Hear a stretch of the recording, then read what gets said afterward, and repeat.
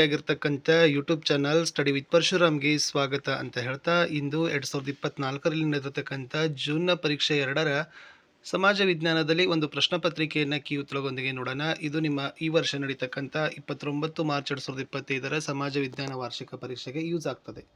So ದಯಮಾಡಿ ವಿಡಿಯೋನ like, share ಹಾಗೂ ಸಬ್ಸ್ಕ್ರೈಬ್ ಮಾಡೋದನ್ನು ಮಾತ್ರ ಮರೆಯದಿರಿ. ನಾನು ಇಲ್ಲಿಯವರೆಗೆ ಅಪ್ಲೋಡ್ ಮಾಡಿರ್ತಕ್ಕಂಥ ಮಾಡೆಲ್ ಕ್ವಶನ್ ಪೇಪರ್ ಇದ್ದಾವೆ. ನಿಮ್ಮ ಆ್ಯನ್ಯುವಲ್ ಎಕ್ಸಾಮ್ಗೂ ಕೂಡ 2 ಮಾಡೆಲ್ ಕ್ವಶನ್ ಪೇಪರ್ನ ಹಾಕಿದ್ದೀನಿ. ಅದನ್ನು ಕೂಡ ತಾವುಗಳೆಲ್ಲ ನೋಡಿ ಅಂತ ಹೇಳ್ತಾ ವಿಡಿಯೋನ ಲೈಕ್, ಶೇರ್ ಹಾಗೂ ಸಬ್ಸ್ಕ್ರೈಬ್ ಮಾಡೋದನ್ನು ಮಾತ್ರ ಮರೆಯದಿರಿ.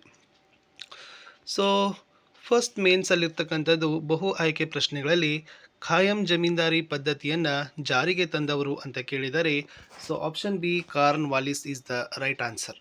ಪ್ರಶ್ನೆ 2, ಎರಡನೇ ಆಂಗ್ಲೋ ಮಹಾಯುದ್ಧಕ್ಕೆ ಮುಖ್ಯ ಕಾರಣ ಅಂತ ಕೇಳಿದರು. ಅದರಲ್ಲಿ ಆಪ್ಷನ್ ಎ ಬ್ರಿಟಿಷರು ಮಾಹೆಯನ್ನು ವಶಪಡಿಸಿಕೊಂಡದ್ದು ಅಂತಕ್ಕಂಥದ್ದು ಸರಿಯಾದ ಉತ್ತರ ಬರ್ತದೆ. ಮೂರನೇ ಪ್ರಶ್ನೆ, ವಿಶ್ವ ಆರೋಗ್ಯ ಸಂಸ್ಥೆಯ ಮುಖ್ಯ ಕಚೇರಿ ಇರುವುದು ಅಂತ ಕೇಳಿದರೆ, ಸೊ ಅದು ವಿಶ್ವ ಆರೋಗ್ಯ ಸಂಸ್ಥೆಯ ಮುಖ್ಯ ಕಚೇರಿ ಇರೋದೆಲ್ಲಪ್ಪ ಅಂತಂದರೆ ಅದು ಆಪ್ಷನ್ ಡಿ ಜಿನೆವಾದಲ್ಲಿ ಅನ್ನೋದು ಸರಿಯಾದ ಉತ್ತರ. ಪ್ರಶ್ನೆ 4, ಭಾರತದ ಚಹಾದ ಬಂದರು. ಆಯ್ಕೆ ಸಿ ಕೋಲ್ಕತ್ತಾ ಸರಿಯಾದ ಉತ್ತರ. ಪ್ರಶ್ನೆ 5, ಭಾರತ ಸಂವಿಧಾನದ 17ನೆಯ ವಿಧಿಯ ಮಹತ್ವ ಕೇಳಿದ್ರು. ಆಪ್ಷನ್ ಬಿ ಅಸ್ಪೃಶ್ಯತೆ ನಿವಾರಣೆ ಅನ್ನೋದು ಸರಿಯಾದ ಉತ್ತರ. 6ನೇ ಪ್ರಶ್ನೆ, ನರ್ಮದಾ ಬಚಾವೋ ಆಂದೋಲನದ ನೇತೃತ್ವ ವಹಿಸಿದ್ದವರು ಅಂತ ಕೇಳಿದರೆ ಬಾಬಾ ಆಮ್ಟೆ ಮತ್ತು ಮೇಧಾಮ್ ಪಾಟ್ಕರ್ ಅಂತಕ್ಕಂಥದ್ದು ಸರಿಯಾದ ಉತ್ತರ ಬರ್ತದೆ. 7ನೇ ಪ್ರಶ್ನೆ, ಭಾರತದ ಹಸಿರು ಕ್ರಾಂತಿಯ ಪಿತಾಮಹ ಕೇಳಿದರೆ doctor MS Swaminathan is the right answer. 8ನೇ ಪ್ರಶ್ನೆ, ರಮೇಶ ಎಂಬ ವ್ಯಕ್ತಿಗೆ 5 ವರ್ಷದ ಮಗಳಿದ್ದಾಳೆ. ಆತನು ಭವಿಷ್ಯದಲ್ಲಿ ಅವಳ ವಿವಾಹಕ್ಕೆ ಹಣವನ್ನು ಉಳಿತಾಯ ಮಾಡಲು ನಿರ್ಧರಿಸುತ್ತಾನೆ. ಹಾಗಾದರೆ ಅವನು ತೆರೆಯಬೇಕಾದ ಸೂಕ್ತವಾದ ಖಾತೆ ಯಾವುದು ಅಂತ ಕೇಳಿದ್ರು. ಆಪ್ಷನ್ ಸಿ ಆವರ್ತ ಠೇವಣಿ ಖಾತೆ ಅನ್ನೋದು ಸರಿ ಇದೆ. ಇನ್ನು ಒಂದೇ ವಾಕ್ಯದಲ್ಲಿ ಉತ್ತರಗಳನ್ನು ಬರೀಬೇಕು. 9ನೇ ಪ್ರಶ್ನೆ, ಸತ್ಯಾರ್ಥ ಪ್ರಕಾಶ ಎಂಬ ಕೃತಿಯನ್ನು ರಚಿಸಿದವರು ಕೇಳಿದ್ರು. Dayananda Saraswati is the right answer. ಇನ್ನು ಇಲ್ಬರ್ಟ್ ಮಸೂದೆಯ ಮೂಲ ಉದ್ದೇಶವೇನು ಅಂತ ಕೇಳಿದರೆ ಏಕರೂಪ ಕಾನೂನು ವ್ಯವಸ್ಥೆ ಜಾರಿ. ಸಾಮಾಜಿಕ ಸ್ತರ ವಿನ್ಯಾಸ ಹೇಗೆ ರೂಪುಗೊಂಡಿದೆ ಅಂತ ಕೇಳಿದರೆ ಜನರ ಆದಾಯ, ಶಿಕ್ಷಣ, ಜಾತಿ, ಬಣ್ಣ, ಲಿಂಗ, ಉದ್ಯೋಗ, ಬುದ್ಧಿಶಕ್ತಿ ಇತ್ಯಾದಿಗಳ ಆಧಾರದಿಂದ ಸಾಮಾಜಿಕ ಸ್ತರ ವಿನ್ಯಾಸ ರೂಪುಗೊಂಡಿದೆ. 12ನೇ ಪ್ರಶ್ನೆ, ನಿಶಸ್ತ್ರೀಕರಣ ಎಂದರೇನು? ನಿರ್ದಿಷ್ಟ ಅಥವಾ ಎಲ್ಲ ಶಸ್ತ್ರಾಸ್ತ್ರಗಳನ್ನು ಕಡಿತಗೊಳಿಸುವ ಅಥವಾ ಸಂಪೂರ್ಣವಾಗಿ ಇಲ್ಲವಾಗಿಸುವ ಪ್ರಕ್ರಿಯೆಯನ್ನು ನಿಶಸ್ತ್ರೀಕರಣ ಅಂತ ಕರೀತಾರೆ. 13ನೇ ಪ್ರಶ್ನೆ, ಪೆಟ್ರೋಲಿಯಮನ್ನು ದ್ರವರೂಪದ ಚಿನ್ನ ಎಂದು ಏಕೆ ಕರೆಯಲಾಗಿದೆ? ಏಕೆಂದರೆ ಈ ಪೆಟ್ರೋಲಿಯಮನ್ನು ಶಾಂತಿ ಹಾಗೂ ಯುದ್ಧ ಕಾಲಗಳೆರಡರಲ್ಲೂ ಅಮೂಲ್ಯವಾದದ್ದು, ಅದಕ್ಕಾಗಿ ಅದನ್ನು ದ್ರವರೂಪದ ಚಿನ್ನ ಅಂತ ಕರೀತಾರೆ. ಪ್ರಶ್ನೆ 14, ಮಳೆ ನೀರು ಕೊಯ್ಲು ಏಕೆ ಅವಶ್ಯಕವಾಗಿದೆ ಅಂತ ಕೇಳಿದ್ದಾರೆ. ಇದು ದೇಶದಲ್ಲಿ ಕಂಡುಬರುತ್ತಿರುವ ಜಲಕ್ಷಾಮದ ಪರಿಹಾರಕ್ಕೆ, ಅಂತರ್ಜಲ ಸಂರಕ್ಷಿಸಲು ಅನ್ನೋದು ಸರಿಯಾದ ಉತ್ತರ. 15ನೇ ಪ್ರಶ್ನೆ, ಅಧಿಕಾರ ವಿಕೇಂದ್ರೀಕರಣ ಎಂದರೇನು? ಪ್ರತಿಯೊಂದು ಹಳ್ಳಿಯ ಆಡಳಿತದ ಅಧಿಕಾರ ಹಾಗೂ ಹಳ್ಳಿಯ ಅಭಿವೃದ್ಧಿಯ ಜವಾಬ್ದಾರಿಯನ್ನು ಹಳ್ಳಿಯ ಜನರಿಗೆ ವಹಿಸೋದೇ ಅಧಿಕಾರ ವಿಕೇಂದ್ರೀಕರಣ. ಇನ್ನು ಜಿಲ್ಲಾ ಕೈಗಾರಿಕಾ ಕೇಂದ್ರಗಳನ್ನು ಏಕೆ ಸ್ಥಾಪಿಸಲಾಗಿದೆ? ಗ್ರಾಮಾಂತರ ಪ್ರದೇಶಗಳಲ್ಲಿ ಕೈಗಾರಿಕೆಗಳನ್ನು ಸ್ಥಾಪಿಸಲು ಮತ್ತು ಅವುಗಳ ಆಡಳಿತ ಹಾಗೂ ಸಮಗ್ರತೆಯನ್ನು ಕೇಂದ್ರೀಕರಿಸಲು ಜಿಲ್ಲಾ ಕೈಗಾರಿಕಾ ಕೇಂದ್ರಗಳನ್ನು ಸ್ಥಾಪಿಸಲಾಗಿದೆ. 17ನೇ ಪ್ರಶ್ನೆ, ಕಾಮನ್ವೆಲ್ತ್ ರಾಷ್ಟ್ರ ಸಂಘದ ರಚನೆ ಮಾಡಿದ್ದು ಏಕೆ ಅಂತ ಕೇಳಿದ್ದಾರೆ. ಪ್ರಜಾತಂತ್ರವನ್ನು ಎತ್ತಿ ಹಿಡಿಯಲು, ಸ್ವಾತಂತ್ರ್ಯದ ಸಂರಕ್ಷಣೆ, ಬಡತನದ ನಿರ್ಮೂಲನೆ, ವಿಶ್ವಶಾಂತಿ ನೆಲೆಗೊಳ್ಳುವಿಕೆ, ಕ್ರೀಡೆ, ವಿಜ್ಞಾನ ಮತ್ತು ಕಲೆಯ ಬೆಳವಣಿಗೆ, ಪರಸ್ಪರ ಸದಸ್ಯ ರಾಷ್ಟ್ರಗಳ ಮೈತ್ರಿಯನ್ನು ಬಲಪಡಿಸೋದು ಅನ್ನೋದು ಬರೀಬೇಕು. ಇನ್ನೊಂದು ಪ್ರಶ್ನೆ ಬರ್ತದೆ, ಅದರಲ್ಲಿ ಲಾಭಕೋರತನವನ್ನು ನಾವು ಹೇಗೆ ನಿಯಂತ್ರಿಸಬಹುದು ಅಂತ ಕೇಳ್ತಾರೆ. ಸೊ ಆವಾಗ ನೀವೇನು ಬರೀಬೇಕಪ್ಪ ಅಂದ್ರೆ ಕಟ್ಟುನಿಟ್ಟಿನ ಸರ್ಕಾರಿ ನಿಯಂತ್ರಣ, ಬೆಲೆ ಸೂಚ್ಯಾಂಕಗಳ ಪರಿಶೀಲನೆ, ಸಹಕಾರಿ ಮಾರುಕಟ್ಟೆಗಳ ವಿಸ್ತರಣೆ, ಸರಿಯಾದ ತೆರಿಗೆ ಧೋರಣೆ ಅಂತ ಬರೆದ್ರೆ ಸಾಕು. ಇನ್ನು ಅಪ್ಪಿಕೋ ಚಳವಳಿಯನ್ನು ವಿವರಿಸಿ ಅಂತ ಕೇಳಿದ್ದಾರೆ. ಸೊ ಮುಖ್ಯವಾಗಿದ್ದು ಕರ್ನಾಟಕದ ಉತ್ತರ ಕನ್ನಡ ಜಿಲ್ಲೆಯ ಸಲ್ಯಾನಿ ಗ್ರಾಮದ ರೈತರಿಂದ 1983ರಲ್ಲಿ ಆರಂಭವಾಯಿತು. ಕಲಸೆ ಅರಣ್ಯದಲ್ಲಿ ಅರಣ್ಯಗಳನ್ನು ಅಪ್ಪಿಕೊಳ್ಳೋದರ ಮೂಲಕ ರೈತರ ಪ್ರತಿಭಟನೆಯಾಯಿತು. ಮರಗಳ ಕಳ್ಳ ಸಾಗಾಣಿಕೆ ತಪ್ಪಿಸೋದು, ಗಿಡಮರಗಳನ್ನು ಬೆಳೆಸೋದು ಮುಖ್ಯ ಕೆಲಸ, ಪರಿಸರದ ಮಹತ್ವದ ಬಗ್ಗೆ ಅರಿವು ಆಯಿತು ಅನ್ನೋದನ್ನು ಬರೆದ್ರೆ ಸಾಕು. ಇನ್ನು ಬಾಲ್ಯ ವಿವಾಹದ ದುಷ್ಪರಿಣಾಮಗಳನ್ನು ವಿವರಿಸಿರಿ ಅಂತ ಕೇಳಿದ್ದಾರೆ. ಇದು ಮಕ್ಕಳ ಸರ್ವತೋಮುಖ ಬೆಳವಣಿಗೆಗೆ ಕುಂಠಿತ, ಪ್ರಶ್ನಿಸುವ ಸ್ವಾತಂತ್ರ್ಯ ಕಳೆದುಕೊಳ್ತಾರೆ, ಅತಿಯಾದ ದೌರ್ಜನ್ಯ, ನಿರ್ಲಕ್ಷ್ಯ, ಹಿಂಸೆ, ಶೋಷಣೆ, ಲೈಂಗಿಕ ದೌರ್ಜನ್ಯ, ಮಕ್ಕಳ ಹಕ್ಕುಗಳ ಉಲ್ಲಂಘನೆ, ಬಾಲ್ಯ ಶಿಕ್ಷಣ, ಮನೋರಂಜನೆ, ಗೆಳೆಯರ ಒಡನಾಟಕ್ಕೆ ಧಕ್ಕೆ, ಅಪೌಷ್ಟಿಕತೆ, ರಕ್ತಹೀನತೆ, ಅನಾರೋಗ್ಯ, ಗರ್ಭಪಾತ, ಶಿಶು ಮರಣ, ತಾಯಿ ಮರಣ ಹೆಚ್ಚಳ, ಹೆಣ್ಣು ಮಕ್ಕಳು ಚಿಕ್ಕ ವಯಸ್ಸಿನಲ್ಲಿ ವಿಧವೆಯಾಗುವ ಸಂಭವ ಹೆಚ್ಚು ಅಂತ ಬರೆದ್ರೆ ಸಾಕು. 19ನೇ ಪ್ರಶ್ನೆ, ಮೊದಲ ಮಹಾಯುದ್ಧದ ಪರಿಣಾಮಗಳೇನು ಅಂತ ಕೇಳಿದರು. ಅದು 1919ರಲ್ಲಿ ವರ್ಸೇಲ್ ಒಪ್ಪಂದ ಆಗ್ತದೆ. ಆಸ್ಟ್ರೋ ಹಂಗೇರಿ ಮತ್ತು ಅಟೋಮನ್ ಸಾಮ್ರಾಜ್ಯಗಳು ಅಸ್ತಿತ್ವ ಕಳೆದುಕೊಳ್ತಾವ. ಜರ್ಮನಿ ತನ್ನ ಪ್ರದೇಶ ಕಳೆದುಕೊಂಡಿತು. ಯುರೋಪಿನ ಭೂಪಟದಲ್ಲಿ ಬದಲಾವಣೆ, ಹಲವು ಸಣ್ಣ ಸ್ವತಂತ್ರ ರಾಷ್ಟ್ರಗಳ ಅಸ್ತಿತ್ವ, ರಾಷ್ಟ್ರಸಂಘದ ರಚನೆ, ಸಮಗ್ರ ರಾಷ್ಟ್ರೀಯತೆಗೆ ಕಾರಣ, ಜರ್ಮನಿಯ ಮೇಲೆ ಹೇರಲಾದ ಯುದ್ಧ ನಷ್ಟ ಪರಿಹಾರದಿಂದ ಅಲ್ಲಿನ ಜನರ ಮೇಲೆ ಪರಿಣಾಮ ಅಂತ ಬರೆದ್ರೆ ಸಾಕು. ಇನ್ನು ನೆಕ್ಸ್ಟ್ ಏನಪ್ಪ ಅಂದರೆ, ಜುನಾಗಢ್ ಸಂಸ್ಥಾನವನ್ನು ಭಾರತದ ಒಕ್ಕೂಟಕ್ಕೆ ಹೇಗೆ ಸೇರ್ಪಡೆ ಮಾಡಿದರು. ಇಲ್ಲಿ ಜುನಾಗಢ್ ನವಾಬ ತನ್ನ ಸಂಸ್ಥಾನವನ್ನು ಪಾಕಿಸ್ತಾನಕ್ಕೆ ಸೇರಿಸಲು ಇಚ್ಛಿಸಿದ. ನವಾಬ ಈತನ ವಿರುದ್ಧ ಪ್ರಜೆಗಳು ಬೀದಿಗಿಳಿತಾರೆ. ನವಾಬ ರಾಜ್ಯ ಬಿಟ್ಟು ಪಲಾಯನನಾದ. ಅಲ್ಲಿನ ದಿವಾನರ ಮನವಿಯಂತೆ ಸೈನ್ಯ ರವಾನೆ ಆಗ್ತದೆ. 1949ರಲ್ಲಿ ಜುನಾಗಢ್ ಭಾರತದ ಒಕ್ಕೂಟಕ್ಕೆ ಸೇರ್ಪಡೆ ಆಗ್ತದೆ. ಮುಂದಿನ ಪ್ರಶ್ನೆ, ಇತ್ತೀಚಿನ ವರ್ಷಗಳಲ್ಲಿ ಮಣ್ಣಿನ ಸವೆತ ಅಧಿಕವಾಗುತ್ತಿದೆ ಏಕೆ? ಸೊ ಆನ್ಸರ್ ಏನಪ್ಪ ಅಂದರೆ, ಅರಣ್ಯದ ನಾಶ, ಹೆಚ್ಚು ಮೇಯಿಸೋದು, ಅವೈಜ್ಞಾನಿಕ ಬೇಸಾಯ, ಅಧಿಕ ನೀರಾವರಿ ಬಳಕೆ, ಇಟ್ಟಿಗೆ, ಹೆಂಚು ಮತ್ತು ಮಡಿಕೆಗಳ ತಯಾರಿಕೆ, ಪ್ರವಾಹ ಮತ್ತು ಭೂಕುಸಿತ. ಇನ್ನು ಭಾರತದ ವ್ಯವಸಾಯವು ಮಾನ್ಸೂನ್ ಮಾರುತಗಳೊಡನೆ ಆಡುವ ಜೂಜಾಟವಾಗಿದೆ ಹೇಗೆ? ಹೌದು, ಅದು ಭಾರತದ ಜನತೆಯ ಪ್ರಧಾನ ಉದ್ಯೋಗ ವ್ಯವಸಾಯ. ಮಾನ್ಸೂನ್ ಮಾರುತಗಳು ವ್ಯವಸಾಯವನ್ನು ನಿಯಂತ್ರಿಸ್ತವೆ. ಮಳೆ ವಿಫಲವಾದರೆ ಬರಗಾಲ, ಮಳೆ ಹೆಚ್ಚಾದಾಗ ಪ್ರವಾಹ, ಪ್ರಾಣಹಾನಿ ಮತ್ತು ಆಸ್ತಿ ಹಾನಿ. ಮಳೆ ಅನಿಶ್ಚಿತ, ಅಕಾಲಿಕ, ಅನಿಯಮಿತ, ಅಸಮಾನವಾಗಿ ಹಂಚಿಕೆಯಾಗಿದೆ ಅನ್ನೋದನ್ನು ಬರೆದ್ರೆ ಸಾಕು. ಮುಂದೆ, ಸಾರ್ವಜನಿಕ ಹಣಕಾಸಿಗಿಂತ ವೈಯಕ್ತಿಕ ಹಣಕಾಸು ಹೇಗೆ ಭಿನ್ನ ಅಂತ ಕೇಳಿದರು. ವೈಯಕ್ತಿಕ ಹಣಕಾಸು ವ್ಯಕ್ತಿ ಕುಟುಂಬದ ಆದಾಯದ ವೆಚ್ಚಕ್ಕೆ ಸಂಬಂಧಿಸಿದೆ. ಸಾರ್ವಜನಿಕ ಹಣಕಾಸು ಸರ್ಕಾರದ ಆದಾಯ ವೆಚ್ಚಕ್ಕೆ ಸಂಬಂಧಿಸಿದೆ. ಇನ್ನು ವೈಯಕ್ತಿಕ ಹಣಕಾಸುದಲ್ಲಿ ವ್ಯಕ್ತಿಗಳು ಮೊದಲು ಆದಾಯ ಅಂದಾಜು ಮಾಡಿ ವೆಚ್ಚ ಮಾಡಿದರೆ, ಸಾರ್ವಜನಿಕ ಹಣಕಾಸಿನಲ್ಲಿ ಮೊದಲು ವೆಚ್ಚ ಮಾಡಿ ಆಮೇಲೆ ಆದಾಯವನ್ನು ಹೊಂದಿಸ್ತಾರೆ. ವೈಯಕ್ತಿಕ ಹಣಕಾಸು ಗೌಪ್ಯವಾಗಿರ್ತದೆ. ಸಾರ್ವಜನಿಕ ಹಣಕಾಸು ಶಾಸನ ಸಭೆಗಳಲ್ಲಿ ಚರ್ಚಿಸ್ತಾರೆ. ವೈಯಕ್ತಿಕ ಹಣಕಾಸು ಉಳಿತಾಯ ಮಾಡಿದರೆ ಅದು ವೈಯಕ್ತಿಕ ಪ್ರಗತಿಗೆ ಪೂರಕ. ಸಾರ್ವಜನಿಕ ಹಣಕಾಸು ಉಳಿತಾಯ ಮಾಡಿದರೆ ದೇಶದ ಅಭಿವೃದ್ಧಿ ಕುಂಠಿತ. 24, ಪ್ರತಿ ವರ್ಷ ಮಾರ್ಚ್ 15ರಂದು ವಿಶ್ವ ಗ್ರಾಹಕರ ಹಕ್ಕುಗಳ ದಿನ ಅಂತಲೇ ಆಚರಿಸ್ತಾರೆ ಏಕೆ? ಇಲ್ಲಿ ಉತ್ತರ ಇತ್ತು, ವಿಶ್ವ ಗ್ರಾಹಕ ಆಂದೋಲನದಲ್ಲಿ ಮಾರ್ಚ್ 15, 1962 ಮಹತ್ವದ ದಿನ. ಅಮೆರಿಕದ ಅಧ್ಯಕ್ಷರಾಗಿದ್ದ ಜಾನ್ ಎಫ್ ಕೆನಡಿ ಅವರು ಅಲ್ಲಿನ ನಾಗರಿಕರಿಗೆ ಸಂರಕ್ಷಣೆ, ಮಾಹಿತಿ, ನಿವೇದನೆ, ಪರಿಹಾರದ ಹಕ್ಕುಗಳನ್ನು ಕೊಟ್ಟರು. 25, ನಲ್ವಡಿ ಕೃಷ್ಣರಾಜ ಒಡೆಯರ ಆಳ್ವಿಕೆಯು ಮೈಸೂರನ್ನು ಮಾದರಿ ರಾಜ್ಯವನ್ನಾಗಿ ಮಾಡಿತು ಸಮರ್ಥಿಸಿರಿ.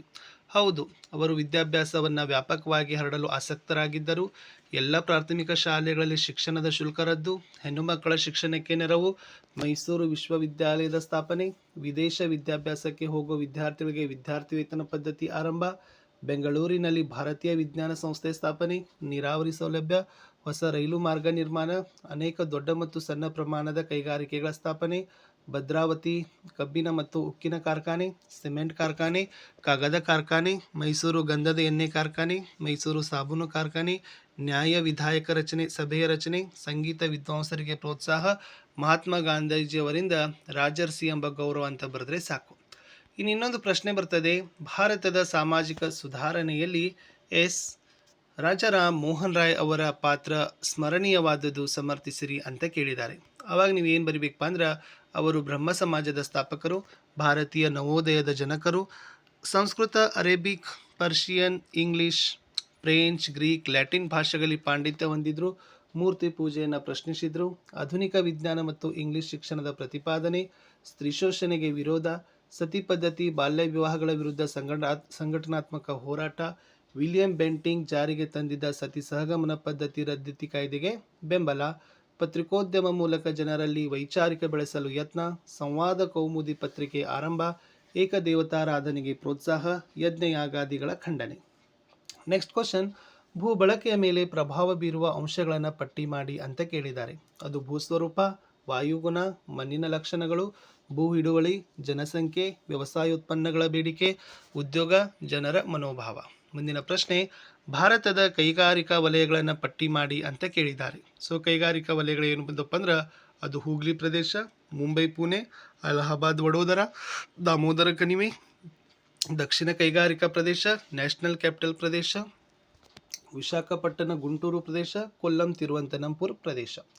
ಇನ್ನು ಗ್ರಾಮೀಣಾಭಿವೃದ್ಧಿಯಲ್ಲಿ ಪಂಚಾಯತ್ ರಾಜ್ ಸಂಸ್ಥೆಗಳ ಮಹತ್ವದ ಪಾತ್ರ ವಹಿಸ್ತವೆ, ದೃಢೀಕರಿಸಿ ಅಂತ ಕೇಳಿದ್ದಾರೆ. ಇದು ಗ್ರಾಮೀಣಾಭಿವೃದ್ಧಿಯಲ್ಲಿ ಜನರ ಪಾಲ್ಗೊಳ್ಳುವಿಕೆಯನ್ನು ಮಾಡದ.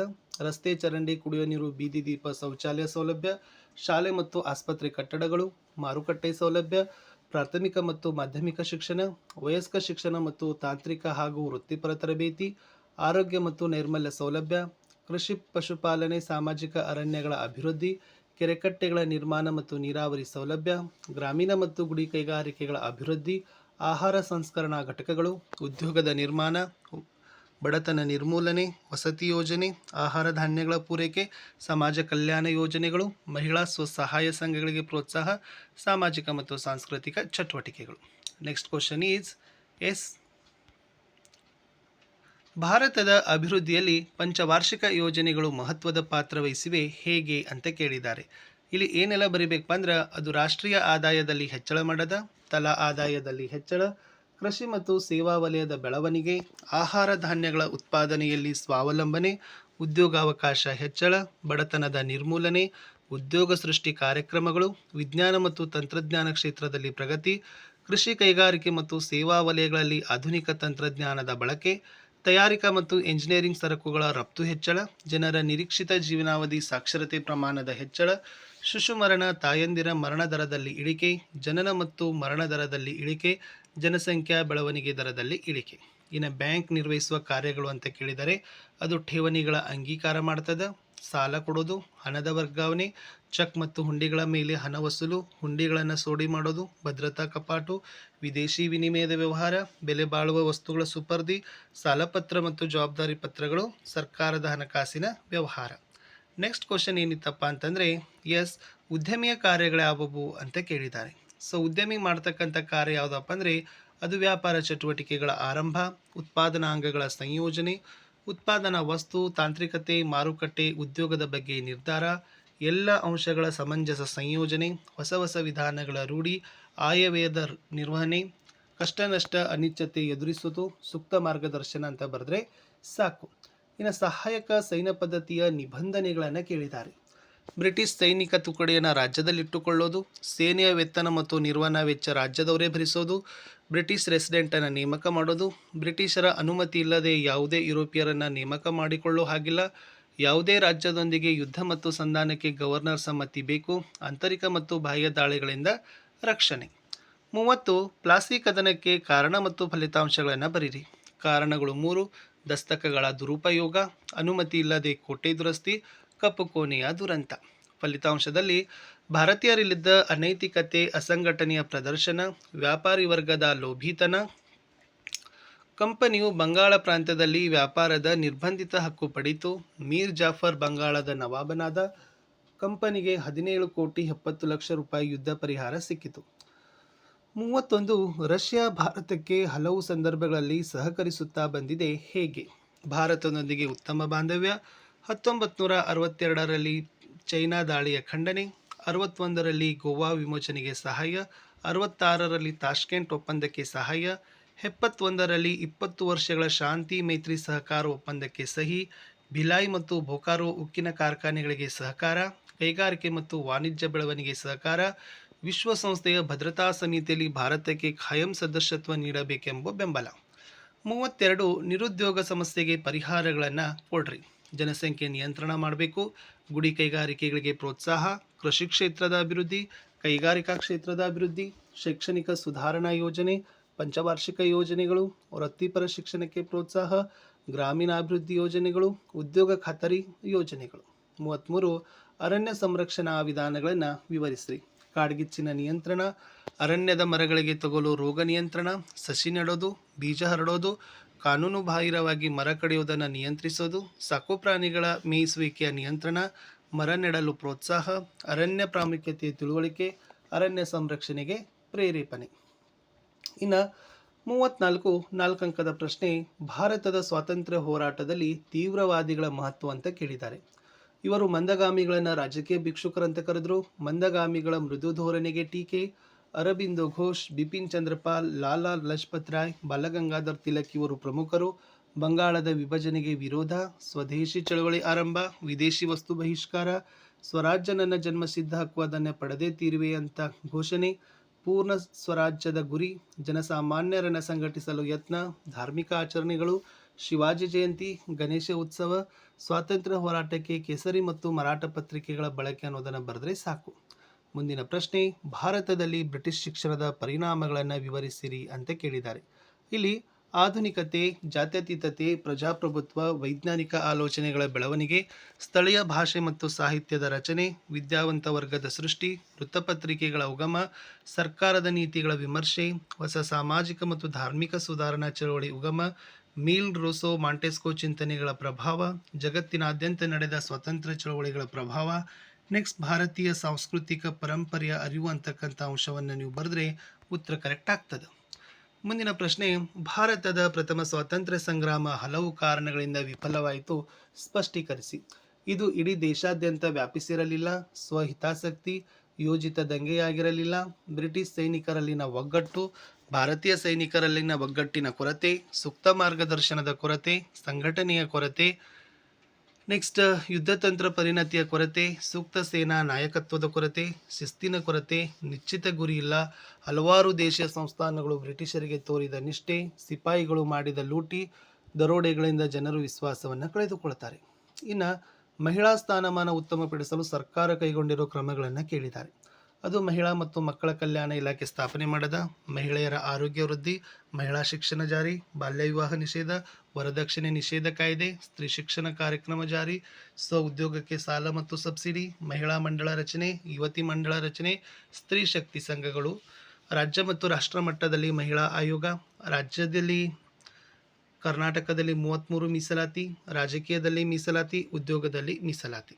37 ಭೂಕಂಪಕ್ಕೆ ಕಾರಣ ಮತ್ತು ಪರಿಣಾಮಗಳನ್ನು ತಿಳಿಸ್ರಿ. ಕಾರಣ, ಭೂಮಿಯ ಅಂತರಾಳದ ಶಿಲಾಫಲಕಗಳ ಚಲನೆ, ಮ್ಯಾಗ್ಮಾ ಒಂದೆಡೆಯಿಂದ ಇನ್ನೊಂದೆಡೆಗೆ ಸರಿಯೋದು, ನಗರೀಕರಣ, ಅರಣ್ಯದ ನಾಶ, ಅಣೆಕಟ್ಟು ನಿರ್ಮಾಣ, ಗಣಿಗಾರಿಕೆ. ಪರಿಣಾಮಗಳಲ್ಲಿ ಜನರ ಸಾವು ನೋವು, ಆಸ್ತಿಪಾಸ್ತಿ ಹಾನಿ, ಸಾರಿಗೆ ಸಂಪರ್ಕ ಕಡಿತ, ರೋಗ ಹರಡುವಿಕೆ, ಸಾಗರದ ಅಲೆಗಳ ಅಪ್ಪಳಿಸುವಿಕೆ, ಸುನಾಮಿ, ನದಿ ದಿಕ್ಕು